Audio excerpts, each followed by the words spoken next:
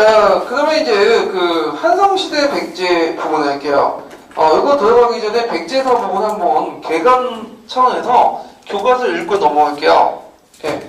근데 교과서는 이제 제가 실종을 하는데, 이게 일일이 교과서 딱 찾기가 좀 불편해요. 그래서 제가 이제 파일을 주제별로 이렇게 묶어놓은 게 있거든요. 그래서 원하시면, 비밀 댓글 달아주시면 제가 거기 바이두에다가, 링크 알려줄 테니까, 바이두 링크 알려주니까 좀 비밀 댓글 달아주시고, 이렇게 다운받아가지고 재본한 다음에 이렇게 제가 붙여놨거든요. 이런 식으로. 그래서 뭐 강의뿐만 아니라 어차피 교과서 사야 되니까 이런 식으로 공부하시는 것도 되게 좋을 것 같아요. 예. 자, 그러면 그 니베르의 34페이지 펴보세요.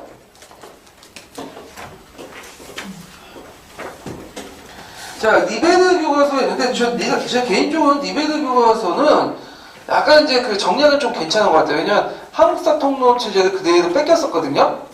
그래가지고 교과서에서는 좀 특이한 건 없지만 그 인고용어는 좀 괜찮은 것 같아. 인고용어는. 자, 거기에 보면 이제 그 백제가 한강령 중심으로 해갖고 주도권을 잡다 해가지고 그 내용이 있는데요. 잠깐만요. 여기 보지 말고 잠깐 31페이지 잠깐 보고 넘어갈게요. 31페이지. 자, 거기 보면 고구려 건국한 주몽의 아들 온조가 그 위대성의 턱을 잡고 백제를 건국을 했는데, 그래서 이제 요걸 볼 수 있듯이 고구려 계통의 유의민 세력들이 한강 유역의 토착 세력과 결합해서 백제 세력 등을 의미한다. 예, 이렇게 있는데, 물론 이건 학계의 한 견해고, 이거에 대해서 고구려 계통이 아니라 그 부여에서 직접 내려왔다. 이렇게 보는 학자들도 있어요. 자, 그래서 이제 이때 보여줄 수 있는 것이 계단식 돌무지 무덤이거든요. 예. 그래서 이 석촌동에 있는 계단식 돌무지 무덤은 그 옆에 뭐가 비슷하죠? 고구려의 장군총과 비슷하죠. 그래서 그것이 이제 고구려와 그 백제의 어떤 그 지배세력들의 어떤 연관성을 보여줄 수 있는 대표적인 유물이다. 이렇게 이제 보고 있는데, 이거에 대해서도 다른 견해가 있어요. 그건 나중에 좀 설명을 하고요. 자, 그 다음 백제는 중국과 교류가 활발해졌고 곡창지대에 있었기 때문에 발전 속도가 고구려 시대에 비해 빨랐고, 고이왕 때 한강 유역을 장악한 백제는 육자평, 침륙강 등을 시행했고, 간등에 따라 강복의 사유를 달리하는 지배체제를 정비함으로써 중앙집권 국가의 토대를 형성하였다. 그래서 이제 보통 그 백제가 한강 유역을 먼저 점령했죠. 그러니까 4세기 때 한강 유역을 점령하고, 그 다음에 3세기 때 한강 유역을 점령하고, 그 다음에 이제 그 5세기 때, 4세기 후반에서 5세기 때 누가 장악했죠? 고구려가. 그 다음에 6세기 때는 신라. 그래갖고 있고, 이런 순서는 고등학교 정도니까 대충 하고 보고 넘어갈게요. 자, 그 다음에 뒤에 넘어가서 몇 페이지 펴보시냐면요. 자, 백제가 이제 한강유역 중심으로 주도권을 장악해가지고 펼쳐나가는 시기야. 그래서 이제 그 내용들이 쭉 나와 있는데, 3, 4세기 때 이제 한강유역을 장악한 백제는 금초고왕 때 전성기를 맺게 되죠. 그래서 금초고왕은 남원 마라지역을 병합하고, 북으로는 고구려 평양을 공격하고요. 자, 그 다음에 이제 고국 원앙을 전사시키죠. 자, 그 다음에 이제 이때 이제 칠지도는 백제와 일본 간의 어떤 조주 사실을 이제 파악할 수 있고, 그 다음에 서기라는 역사서를 편찬을 했고, 침류왕 때는 굴굴 공인을 했고요. 예. 그 다음에 문조왕 때는 고구려가 이제 공격을 해서 개성하게 전사하고, 한성에는 웅주놓게 있고, 동성왕, 무정왕, 성왕 때는 뭐 남부로 이렇게 했다. 그 내용들이 쭉 나왔는데, 좀 길지만 한번 읽어볼게요. 34페이지에서 35페이지까지 내용이요. 한번 읽어볼게요. 네. 한강유역에 자리 잡은 백제는 풍부한 경제력과 중국으로부터 받아들인 선진 문화를 바탕으로 삼국 가운데 가장 먼저 세력을 확장하였다. 4세기 중반 근초고왕 때 이르러 백제는 전성기를 맞았다. 근초고왕은 남으로 마한 지역을 병합하고 북으로는 고구려의 평양을 공격하였다. 이때 고구려의 고국원앙을 정사시키기도 하였다. 또한 낙동강 유역의 가야에도 영향력을 미쳤다. 이러한 정보활동을 바탕으로 백제는 강력한 해상 세력권을 형성하였다. 백제는 중국의 요서 지역으로 진출하고 중국의 산둥반도, 일본의 규슈 지역과 교류하여 중국과 외래 있는 동아시아 국제교역의 중심지 역할을 하였다. 칠지도는 이 무렵 백제와 외 사이 밀접한 교류를 보여준다. 근초고 왕은 불안정하였던 왕권을 강화하고 왕위를 부자성속으로 전환하였고 서기라는 역사서를 편찬하여 왕실의 위험을 과시하였다. 침례왕 때에는 불교를 공인하여 백성들의 사상적 통합을 꾀하였다. 그러나 5세기 후반 고구려의 장수왕이 백제를 공격하여 계로왕이 전사하고 한성이 함락되었다. 이에 밀려 문주왕은 한성에서 웅진으로 도읍을 옮겼다. 웅진 천도 이후 동성왕은 신라와의 동맹을 강화하여 고구려에 대항하였고 무령왕은 22담로의 왕족을 파견하여 지방에 대한 통제를 강화하였다.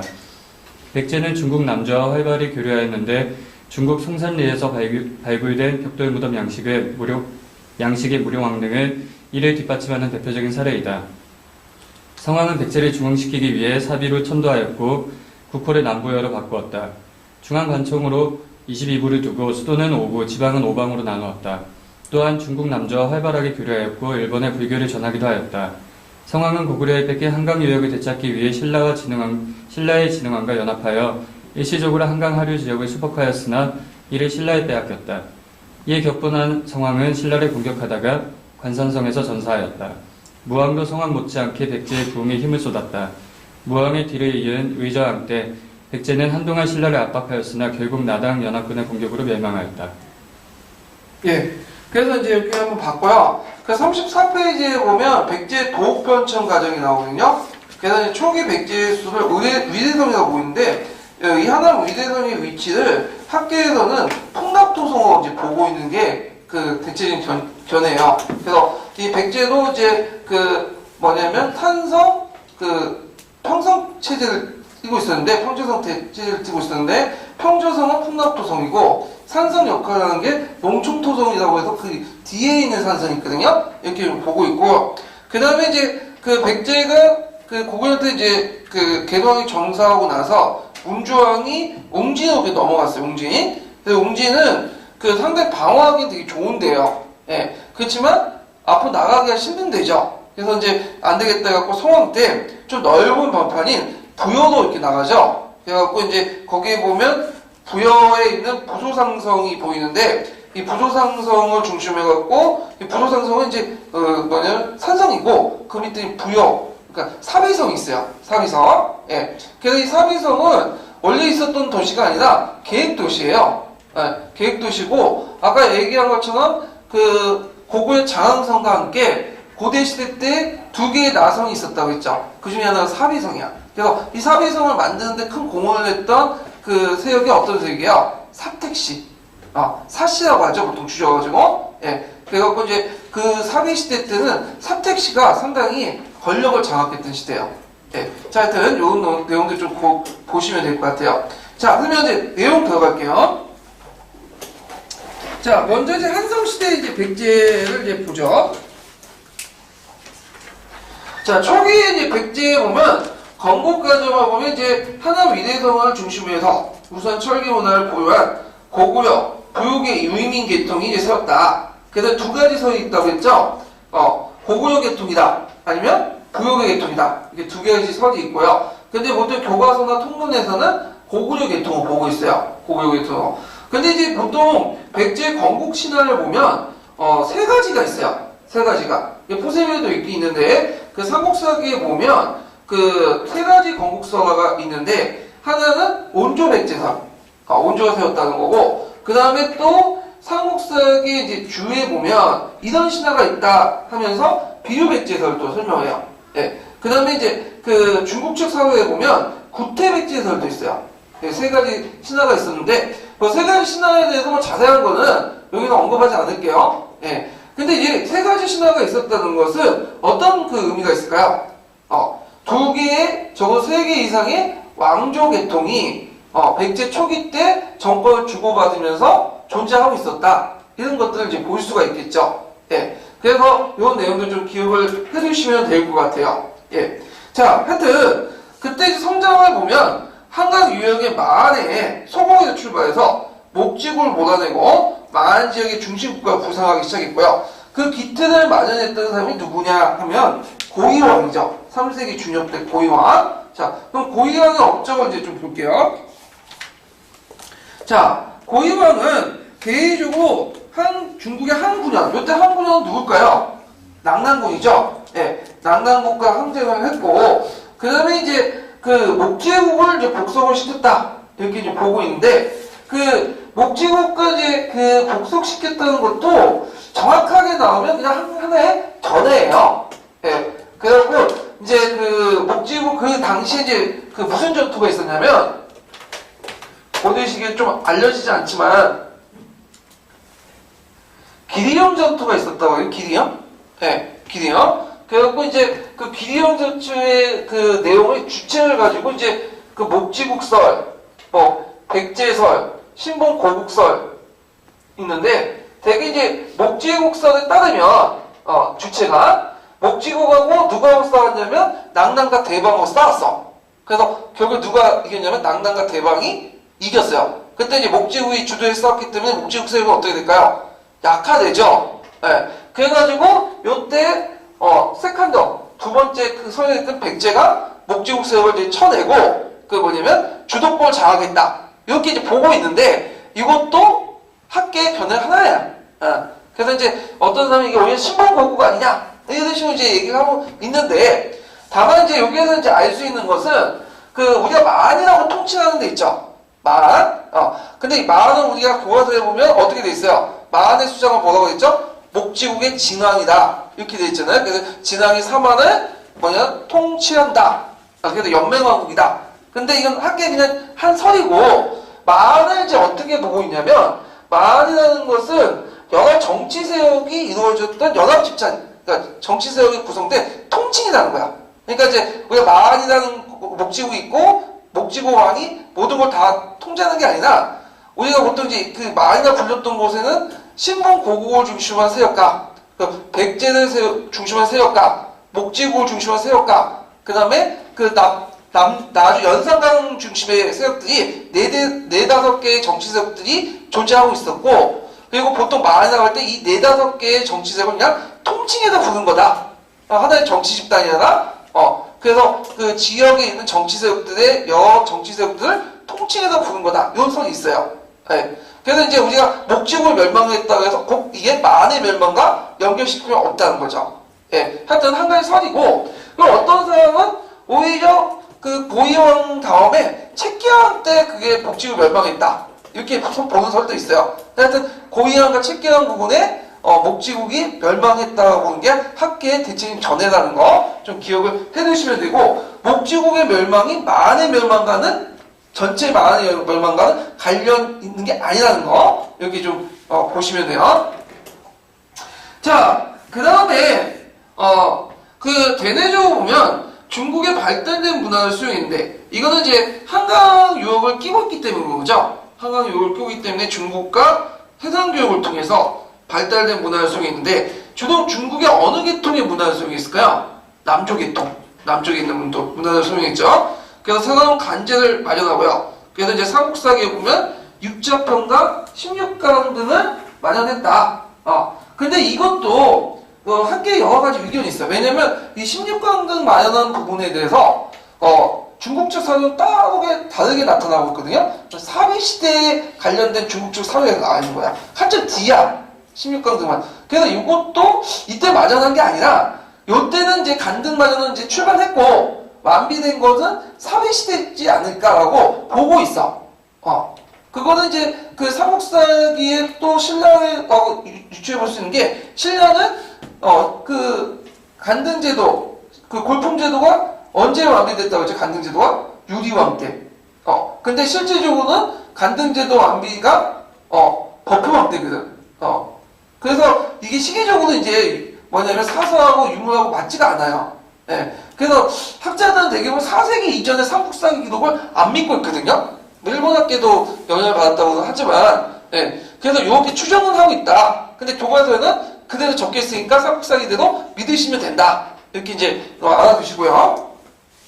그 다음에 관리복색을 제정하고 있고요. 그래서 한강유역을 장악하고 있고, 그 다음에 율령을 반포했다고 했죠. 율령을 반포했는데 이것도 그 추정이에요. 그냥 추정.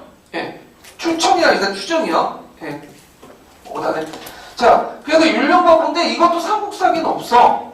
그 기록에 보면 16강 등 내용이 있고 거기에 이제 형법을 개정했다 그 내용도 있지. 그 형법의 개정이 중국식 율령이냐? 이건 또 별개의 문제죠. 왜냐면 중국식 율령을 받아들이려면 먼저 불교를 수용한 다음에 중국식 유교를 받아들이는 율령을 받아들이는 그 단계를 거쳐야 되는데 그거 단계도 아니고 그 불교 수용은 뒤져. 예. 그 다음에 결정적으로 율령이라는 말, 율과 영이라는 의미가 확립된 거는 서진시대야. 이 서진시대는 고이왕 시대 거의 비슷한 시대예요. 예. 근데 그 시대에 그 중국에서 지금 만든 것을 따끈따끈하게 국밥을 받아들였다? 그리고 특히 그 불교도 수용하지 않는 가운데서 이 율령을 받아들일 수 있냐? 이게 문제가 있는 거죠. 예. 그래서 이것도 후대의 것이라고 생각하고 있어요. 그래서 최근에 교과서에는 요 내용이 거의 빠졌어.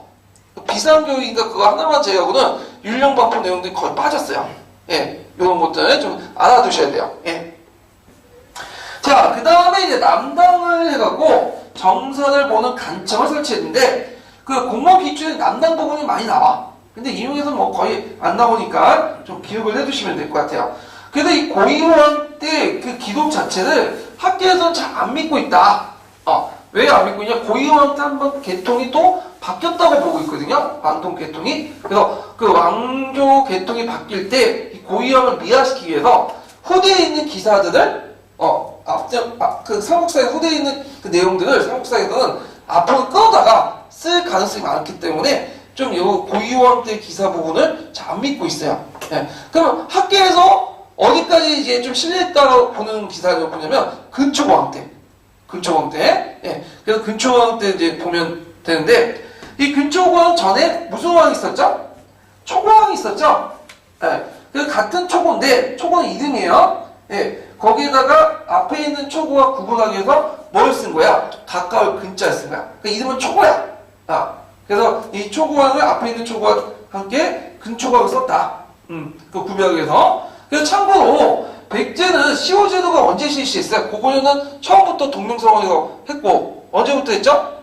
동성왕 때. 그리고 중국식 시호제도는 그 문효왕 때. 그러니까 그 전에 그 왕의 칭호는 시호가 아니에요. 이름이야 이름. 그래서 궁구수왕 할 때 이름이 뭐예요? 근자는 가까운 근자니까 빼고 구수죠. 그리고 근초고 할 때 이름 뭐죠? 초고예요. 예. 그 이름을 갖다 붙였어. 예. 그런 것도 좀 참고로 알아두세요. 자, 요때 부자상속이 일어났다고 했죠? 그래서 근초고할 때도 또 왕계가 한번 바뀌었어요. 요때도 온조계통으로 바뀌었는데 요때 이제 부자상속의 궁구수왕이 일어났고 궁구수왕이 계승했고요. 그 다음에 왕비족인 진씨가 고정됐고 그 백제 왕비족은 두 개가 있죠. 진씨와 해씨 국이족들. 그 다음에 국사를 펼쳐냈다. 그래서 책에서 읽는 것처럼 뭘 펼쳐냈다고 했죠? 서기를 펼쳐냈다고 했죠? 서기. 근데 이 서기 편찬 내용도 좀 문제가 있어. 서기는 그냥 기록하다는 거잖아. 그냥 일반 명사다. 아니면 고유 명사다. 근데 하여튼 뭐 서기를 편찬했다. 이렇게 좀 기억을 해주시면 되는데, 요 서기 편찬의 의미에서 좀 볼 게 뭐냐면, 예전에는 이제 그 왕조가 계통이 두 개로 이어졌어요. 온조 계통하고 비유 계통이 왔다 갔다 하면서 했는데, 요 근초왕 때부터는 무슨 계통으로 이제 확립됐죠? 온조 계통으로. 그래서 온조 계통으로 확립되는 과정에서 역사도 온조 계통 중심으로 정리할 필요가 있겠죠. 예. 그래서 역사 편찬을 했다는 걸 좀 기억을 해두시면 되고, 삼국사기도 온조 계통으로 정리한 이 서기라는 것을 1차 사조 바탕으로 편집했기 때문에 온조 중심으로 되어 있어요. 예. 건국서라도.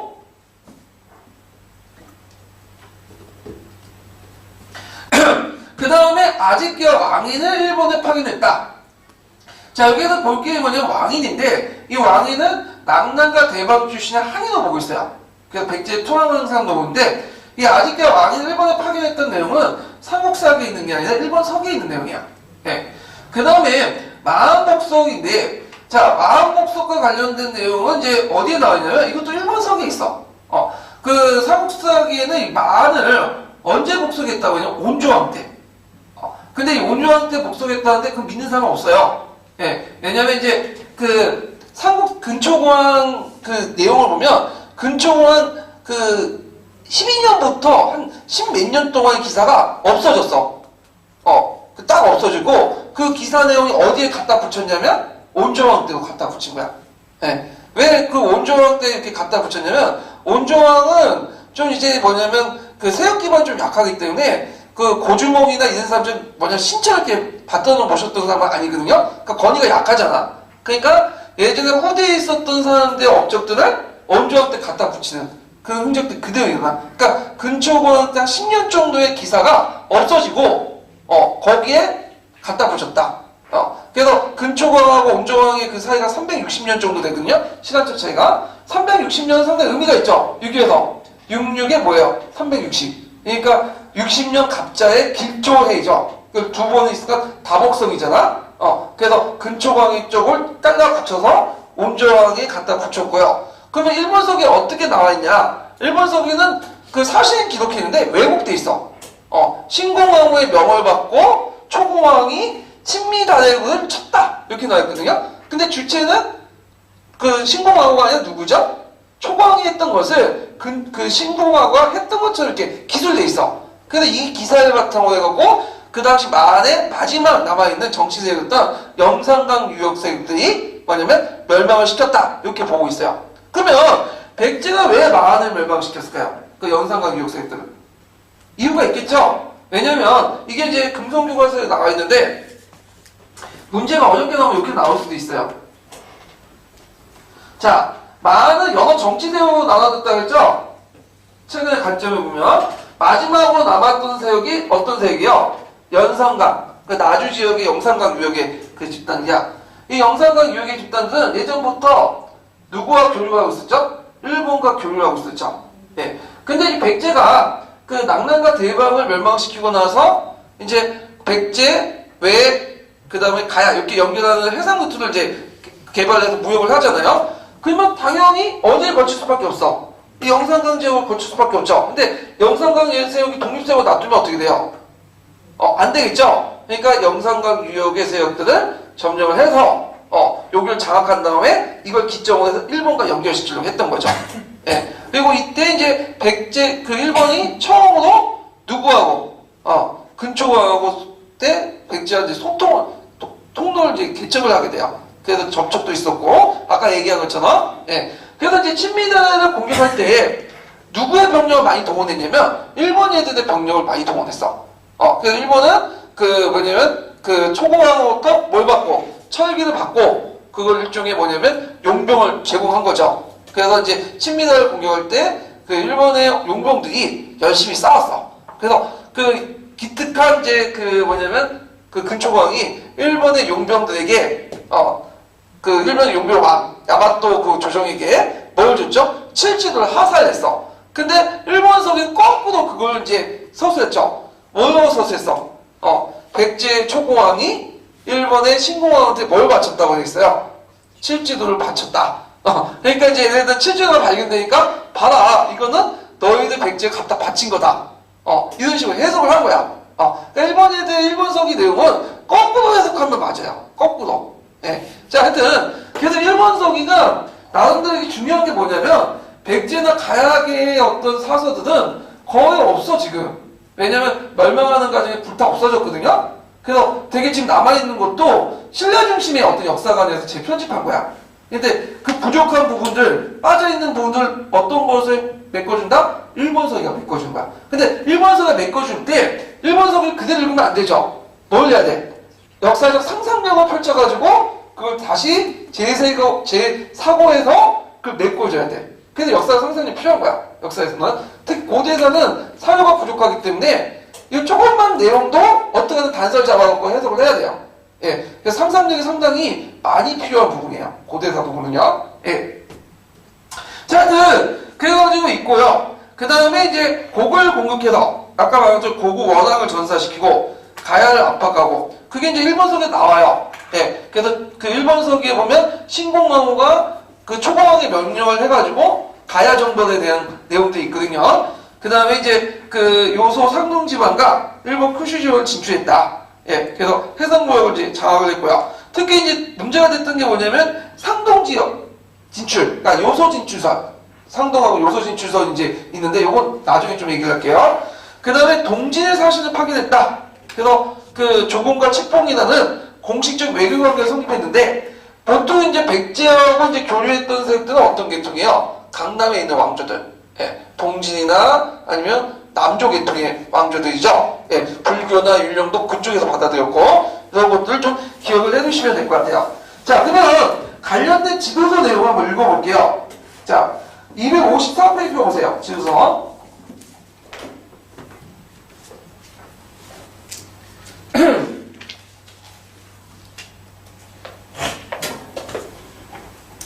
자, 거기에 보면 255페이지네요. 자, 거기 뭐 근초공원 정복사업 해가지고 내용이 있죠. 그래서 한번 읽어볼게요. 그 백제 근초공원은 백제 근초광은 영토를 확장한 정복군주였다. 그는 제위 24년경에 마한의 나머지 땅을 정복하여 전부 차지하였다. 26년에는 고구려의 평양성까지 쳐들어가서 고국 원앙을 전사하게 하였다. 이로써 백제는 현재의 경기, 충청, 전라도와 강원, 황해도의 일부까지 점유하는 등 영토를 확대하였다. 한편 밖으로는 동진, 외화 교섭하고 해외로 진출하는 등 국제적 지위를 확고히 하였다. 또 안으로는 부자 상속에 의한 왕위 계승과 진실을 왕비로 맞아들이는 등 고대 국가의 체제를 강화하였다. 이어 그는 강화된 왕권과 정비된 국가의 면모를 과시하기 위하여 박사 고음으로 하여금 백제의 국사인 서기를 편찬하게 하였다. 요컨대 백제가 중앙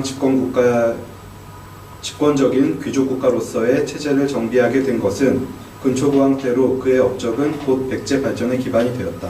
예. 자, 그 다음에 이제 학계에서 제일 문제가 됐던 게 뭐냐면 교과서에 실려있는 백제 요동 상동 진주설이에요. 그 옆에 잠깐 보실게요. 자, 예전에 한번 나왔던 건데 그 내용이 보면 송서나 양서의 기록에 보면 이때 송서 양서의 기록은 어디에 있냐면 그 남조서 기사, 남조에 보면 성나 요 양이 있죠. 성나라 양서의 기록에 보면 4세기 후반에 백제가 중국의 요소 지방에 진출했다는 내용이 있어요. 상도 지역에. 그래서 그 내용을 보면요, 백제국은 본래 고려와 함께 요동의 동쪽 천리에 있는데 그 고려가 요동을 차지하니 백제가 요소를 차지했다.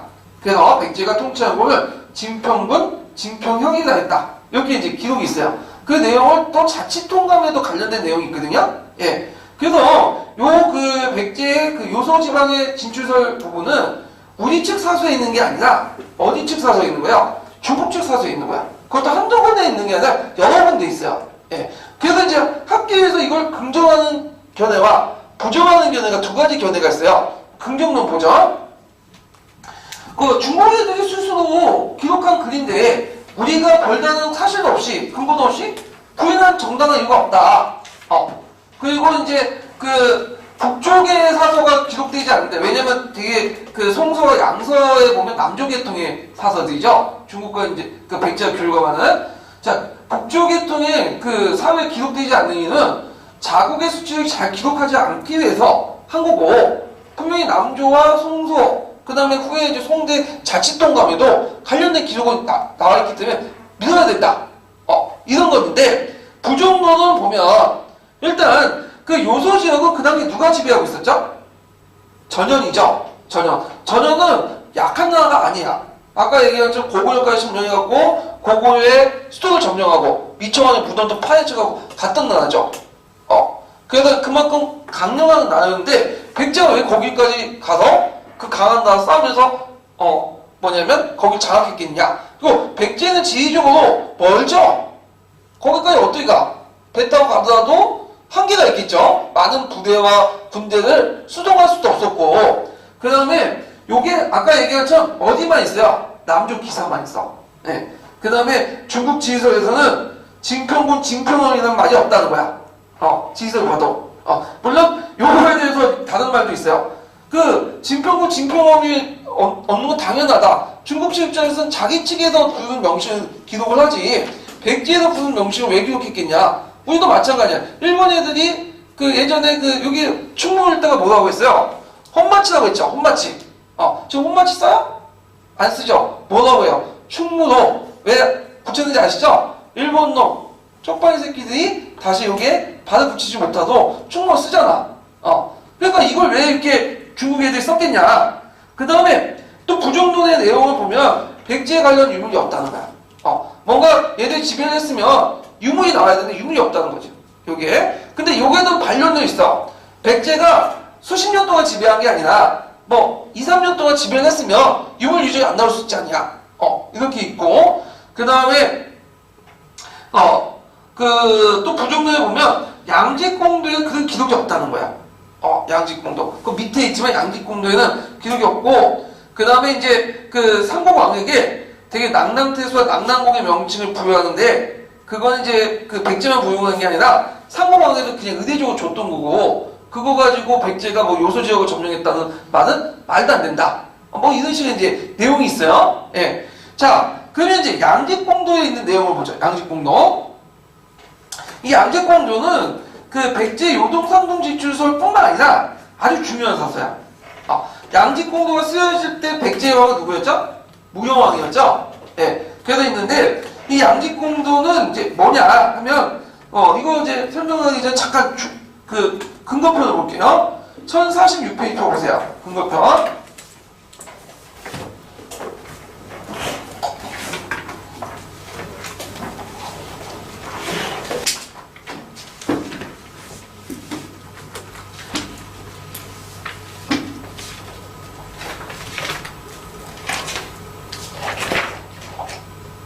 자, 거기 1046페이지 61번 양직공도 나오죠? 이 양직공도는 뭐냐면 남조의 양나라에 방문한 여러 주변국의 사신들을 그린 거야. 사신들을 그리고 거기다 그 나라에 대한 특징들을 쭉 기술했어요. 그 중에 하나가 이제 백제와 관련된 내용이 있는데요. 거기에서 이제 볼 수 있는 역사적 사실도 되게 많아요. 자, 1047페이지 보세요. 1047페이지 첫째, 둘째, 이렇게 나오죠? 셋째까지. 자, 첫째, 그 양직공도에 보면 진나라 말에 고구려가 요때 진이라는 것은 이제 서진을 얘기하는 서진, 동진을 얘기하는 거죠. 자, 진나라 말에 고구려가 요동 낙랑을 차지하고 또한 백제는 요소 진평영을 차지했다라는 기사가 여기에 있어. 양직공도에. 예. 그래서 고구려가 요동을 차지하고 낙랑 또는 요소 진평을 차지했다고 해석을 한다. 이런 것들이 전해지고 있고요. 그 다음에 이제 그때 그 백제 왕에게 낙랑 국왕을 임명했다. 그런 내용이 있는데 아까 이거에는 반론으로 뭐라고 했죠? 낙랑 국왕은 백제뿐만 아니라 다른 나라도 임명한 거다. 그리고 양나라는 백제 말만 듣고 하고 쓸 수 있는 거고 백제가 그렇게 했으니까 그것만 듣고 일방적으로 정해놓은 걸 믿을 수 없다. 그런 내용이고요. 두 번째로는 양직공도에 어떤 내용이 있냐면 웅진시대 때 뭘 설치했다는 걸 알 수 있냐? 22담로. 22담로 설치가 여기 양직공도에 나와요. 그래서 22담로에 자재 종족을 파괴했다는 기사가 나와 있다. 그래서 이제 이게 담로라는 것에 대해서 여러 가지 설이 있어요. 그래서 이 담로는 삼한시대 때 중요한 요충지들의 버럼이라는 곳이 있는데, 여기에 이제 기존에 있는데, 여기에 주로 설치했고, 이 담로 설치 시기는 무정왕 때가 아니라 한성시대부터 있었다는 거야. 한성시대부터 중요한 요충지에 담로를 설치했고, 이걸 체제로 완비한 것은 언제 때다? 무용왕 때죠. 그래서 22담로가 체제로 완비했고, 그 22담로를 중심해갖고, 왕자나 친척들의 방향으로 통치를 했다. 그래서 이걸 가독이 되어갖고 성왕 때 무슨 제도 넘어간 거죠? 군현제, 중국식 군현제로 넘어갔다. 이런 설이 있어요. 이건 뒷부분에 더 얘기할 텐데. 그 다음 셋째는 뭐냐면 백제에 부속된 나라들이 나오죠. 반파, 다라, 전라, 사라, 지미 등등등등 나오는데, 자, 요 내용에서 이제 볼 때 이제 반파나 탁순국 이런 내용인데 되게 가야 계통의 나라들이야. 근데 이걸 보고 백제 이때 가야가 백제 복속됐다 이렇게 해석하면 돼야 돼요? 안 되죠? 왜냐면 백제가 이렇게 떠버릴 수 있겠지. 이런 나라들은 우리의 복속국이다. 그래서 이제 떠버리고 있을 수 있고, 자, 하여튼 요때 반파는 대가요, 탁국은 탁순국 이런 나라들이 이제 쭉 나와가지고 그 당시에 이제 가야의 여러 나라들의 그런 것들을 볼 수가 있다. 이렇게 이제 있죠. 그 중에 또 볼 수 있는 게 사라라고 이제 명칭하는데, 사라는 어떤 나라일까요? 신라죠. 그래서 신라도 같이 따라갔을 거라고 추정하고 있어. 왜냐면 이제 그 신라는 독자적 조를 못했잖아요. 그때 이제 백제사신이 갔을 때 같이 쫄랑쫄랑 같이 와가지고 끼어가지고 같이 갈 수 있어. 예, 그렇게 이제 볼 수가 있다라는 거죠. 자, 그 다음에 또 여기는 테스트에서 안 나왔지만 또 여기에 볼 수 있는 게 뭐냐면 그 그림이 같이 그려져 있거든요. 그림이 같이 그려져 있기 때문에 그 당시에 뭘 알 수 있냐? 백제의 복식 스타일을 알 수 있어. 옷 입는 거 그런 것들을 볼 수 있고 그 당시에 외의 사신들을 보면 외가 얼마나 되게 후진적인 걸 볼 수 있어요. 외의 사신은 신발도 안 신어. 그 다음에 그 두루마기 형태로 원피스 형태로 입고 다녀요. 그래서 외가 상당히 후진적이었다. 이런 것들을 좀 볼 수가 있겠죠. 그래서 이제 이 양식공동은 상당히 사역 가치가 높다. 그래서 1차원적 그 의미가 있다라는 걸 좀 기억을 해주시면 될 것 같아요. 그래서 예전에도 관련된 기출문제 나왔어요. 예. 그래서 이제 이런 것들 좀 기억을 해주시면 되고, 자, 그 다음에 뒤에 넘어가서 이제 지도서 내용을 한번 볼게요. 지도서 내용. 지도서 254페이지. 백제 요소 상동 진출설.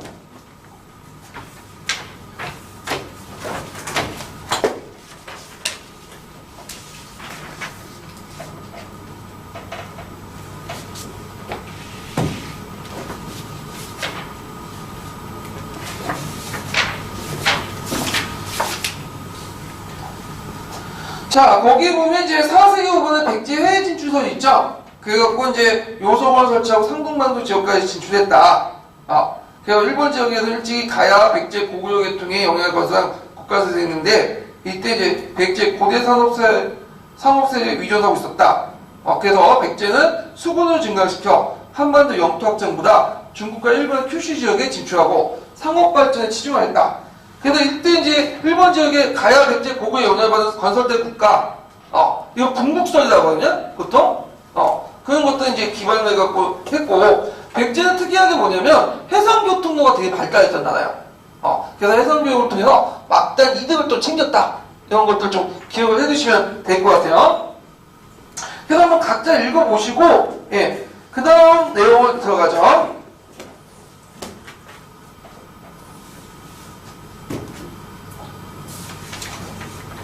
자, 거기 보면 이제 칠지도 보죠, 칠지도.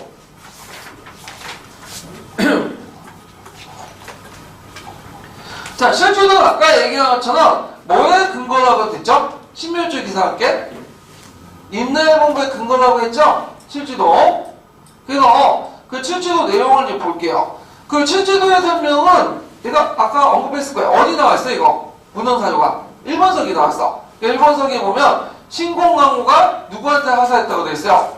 초고왕한테 하사한 건데, 실질적으로 초고왕이 친민을 때, 공격할 때, 그 당시 일본 용병들이 너무 공헌을 많이 했기 때문에, 그걸 감사 차원에서, 일본의 그 왕에게 하사한 거야. 왜냐면 고대시대 때는, 보통 칼이나 의복을 볼 때, 아랫사람이 윗사람한테 갖다 바치는 게 아니라, 윗사람이 아랫사람한테 내려주는 거거든. 그러니까 상복이 하국한테 하사하는 거죠. 봉헌한 게 아니라. 그런 갈래를 볼 때는 일본서기는 자기 시대도 해석된 거고, 이건 우리 시대도 역사 사실 바로잡으면 우리가 하사한 거죠. 그러면 그 내용을 좀 볼게요. 자, 거기 보면 태하 4년 5월에 태하는 5월 또 4월에 요때 태하는 많이 나오는데, 태하는 어디에 연올까요? 동진에 연어요. 동진. 그래서 이걸 이제 동진 하사설과 또 연결시켜갖고, 이건 동진이 백제를 통해서 하사했다. 이런 내용이 있어요. 예. 자, 그래서 이제 100년 간출로 칠지도를 만들었다. 이는 나아가 백병을 물리칠 수 있으며 후왕에게 보내준다. 이렇게 있고, 그 뒷면에는 뭐라고 적혀있냐면, 선사 이래로 이와 같은 칼이 없었다. 백제 왕세자 기생성음이, 자, 요때 기생성음에 대해서 여러 가지 설이 있지만 뭘로 해석하냐면 궁구소왕으로 해석이 돼요. 그래서 궁구소왕이 외핫 왕자에게 만들어서 후세의 길이 보일지어다. 그래서 이제 후세의 길이 전하여 보일지어다는 것은 그 명령투죠, 일종의. 그러니까 백제가 외양한테 그렇게 해란식으로 하는 거잖아. 명령. 그걸 볼 때도 이걸 병원성에 해석할 수 없다는 거죠. 특히 여기에서 눈여겨볼 게 뭐냐면 칼을 화산 주체가 누구로 돼 있죠? 금구수왕이에요. 금초광이야. 금구수왕이죠. 그러니까 금초광이 직접 준 게 아니라 한 단계 낮은 세자가 준 거야. 그럼 1번은 그 밑에 있다는 거지. 더 그런 것들과 연결시켜서 보시면 돼요. 그래서 이제 그 일본에서는 예전에는 백제 법문서에서 이렇게 공공 후왕할 때 공짜를 바치다. 그래갖고 이걸 이제 백제왕이 1번 왕한테 바치는 그런 식으로 해서 임나일본법을 해석했는데 우리에서는 보통 여기에서 후왕이라는 말이 있죠. 그래서 후왕은 중국 사서에서 말하는 뭐뭐 후, 뭐뭐 왕으로 백제 간직명을 뜻하고요. 이 말은 일본의 왕이 백제 간직을 받았다는 거야. 특히 이제 백제 같은 경우에는 무슨 제도가 있었냐면 그 후왕제가 있었어. 후왕제. 그래갖고 왕이 있었고 그 밑에 그 중국의 그 황제가 제후를 임명한 것처럼 제후를 임명하는 그런 제도가 있었는데 그 여러 제후 중에 하나가 누구죠? 1번 왕이야. 1번 왕. 그리고 보통 여기에서 이제 또 볼 수 있는 게 뭐냐면 공짜인데 공짜는 그 보통 그 바치다라고 이제 해석하는데 일본에서는 이 공짜를 할 때는 그 뭐냐면 그 공공후원이라고 할 때는 그 윗사람이 아랫사람에게 하사한다는 의미가 있어요. 그래갖고 우리 측에서는 그거는 바치다보다는 하사한다 이런 식으로 해석을 해야 된다 이렇게 이제 보고 있죠. 그래서 이제 요걸 볼 수 있는 게 뭐냐면 그 일본에서 예전에 그 청왕이 죽었어요. 청왕이. 그래서 있는데 그 청왕이 죽은 게 아니라 그 어떤 그 총리가 죽었어. 총리가. 근데 이제 보통 다른 사람들이 이제 그 꽃을 바칠 때는 헌화라는 말 썼거든요. 헌화. 예. 근데 일본 황실에서 바칠 때는 일본 황실에 줄 때는 공화라는 말 썼어. 그러니까 이거는 윗사람이 아랫사람을 줄 때 하는 말이야. 이 공짜라는 말이. 그러니까 바치는 것보다는 하사하다. 그래서 이 공짜라는 해석을 둘러싸고 일본 측하고 우리 측하고 해석이 다른데 대개 보면 공짜는 하사하다는 의미지 바치다는 의미가 아니라는 거죠. 예. 그래서 요 자세한 그 사료 해석 부분은 8강에 있으니까 8편에 있으니까 8편에 있는 내용들 한문사료 강의 참조하시고요. 그래서 이렇게 해석이 된다. 좀 기억을 해두시면 돼요. 자, 그러면 지도서와 관련된 내용 259페이지 봐보죠.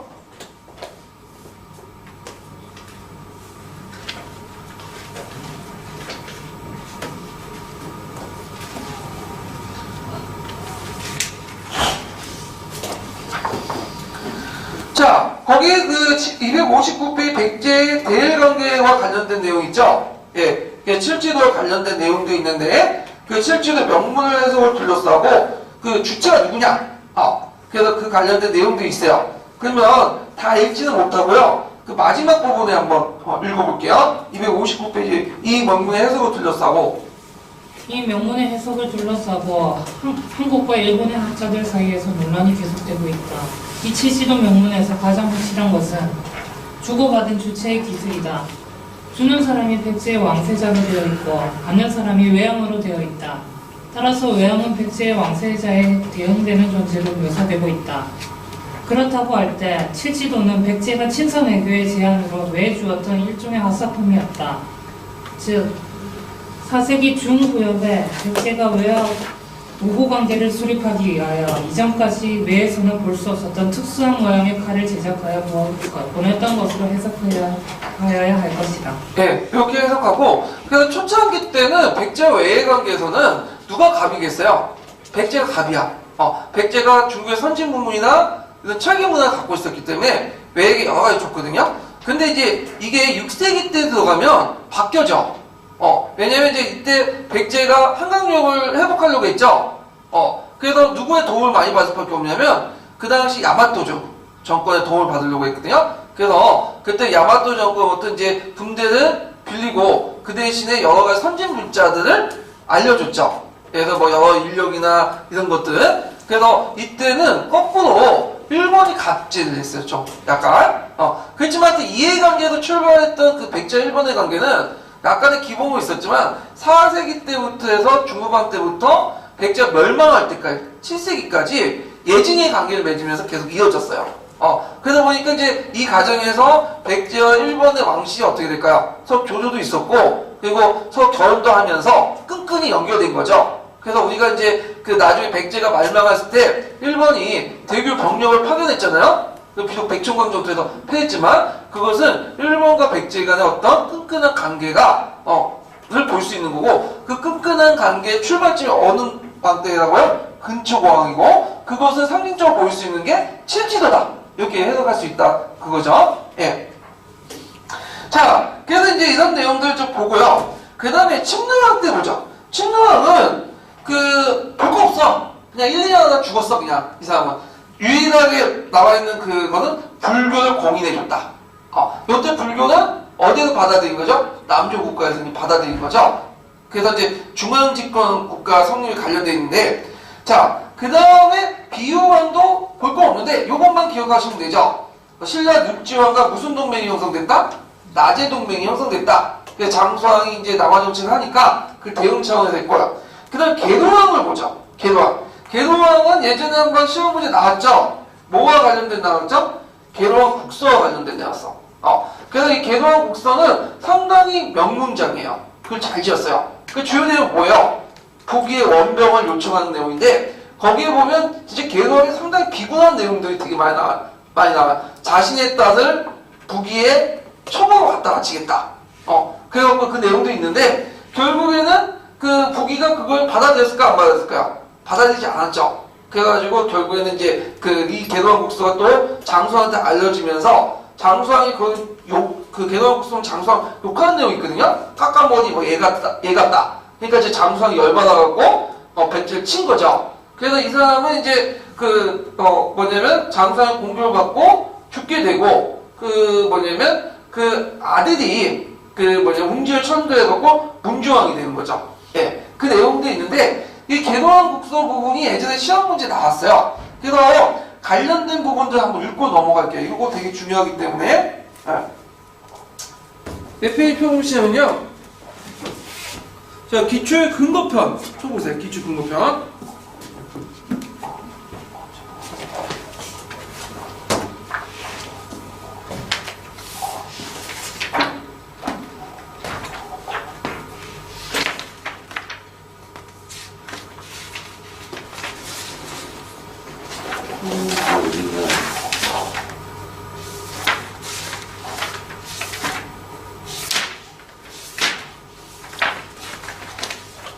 이거 내가 찍어놨는데 이거 여기 있네. 자, 1033페이지 보세요.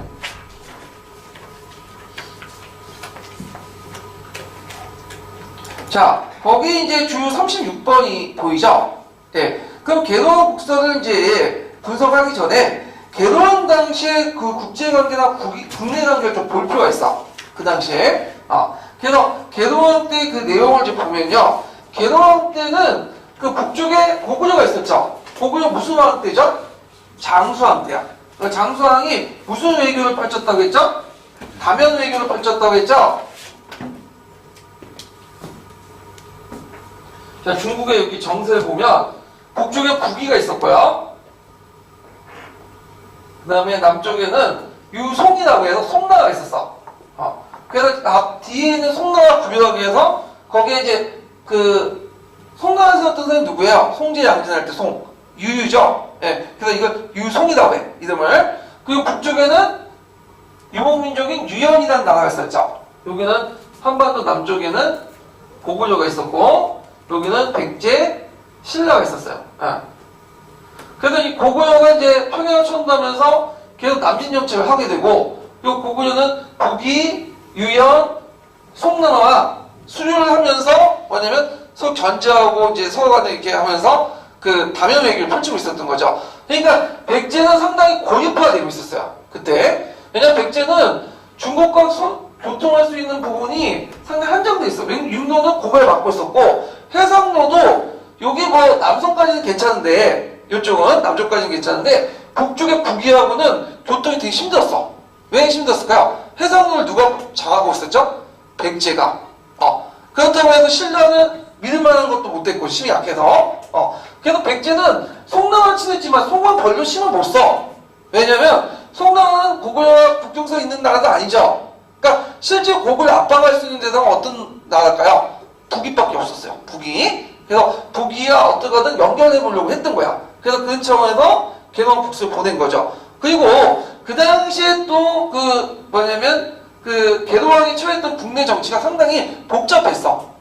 그래서 그 아버지 때에 뭐냐면 상당히 이제 혼란기가 있었고, 그리고 그 안에는 누가 등장하면 진씨와 혜씨 같은 외적 세력들이 강했죠. 귀족 세력들이. 그래서 이제 개동왕은 그 진씨와 혜씨를 억누르기 위해서 누굴 통했냐? 부요씨. 부요씨는 누구죠? 자기 망족들을 통해서 그걸 전제하려고 했죠. 그리고 이들을 또 견제하는 차원에서 또 여러 가지 통합공사들을 벌였어요. 통합공사를. 그래서 안으로는 상당히 이제 내부에 불만한 사람들이 많았죠. 그래서 그 중에 일부가 또 어디 도망쳤어? 고구려 도망쳐 나갔어. 그래서 안팎으로 되게 복잡한 그 시대가 그 당시 개도왕이 처해졌던 그 백제 상황이었다. 이런 게 좀 기억을 해두시면 돼요. 자, 그러면 한번 보죠. 자, 이게 개동왕 국서 부분이 삼국사기에 나와요. 근데 되게 많아. 그 내용이. 그래서 이거 다 읽지 못하고 중요한 부분만 읽고 넘어갈게요. 자, 그 한문해석 부분은 8편에 있으니까 8편 강의 좀 들어보시고, 여기서는 그 한문 해석 부분만 보고 넘어갈게요. 한문과 관련된 그 원문 해석 강의는요, 8편에 있으니까 그걸 참조해 주시고요. 자, 18년에 사신을 위나라에 보내 조공할 포를 올렸다. 신리 나라가 동쪽 끝에 있고 승량의 이리가 길을 막아 비록 대대로 신령한 교를 받았으나, 자, 여기서 승량이와 이리는 누굴 상징하고 있을까요? 고구려죠. 고구려가 백제가 북이로 나가는 해상로를 막고 있는 거야.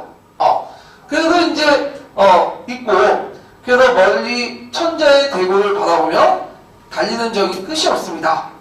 여기 쭉 해갖고 이제 그 뒤에는 아부성 말투로 쭉 되어 있어요. 예, 그 내용까지.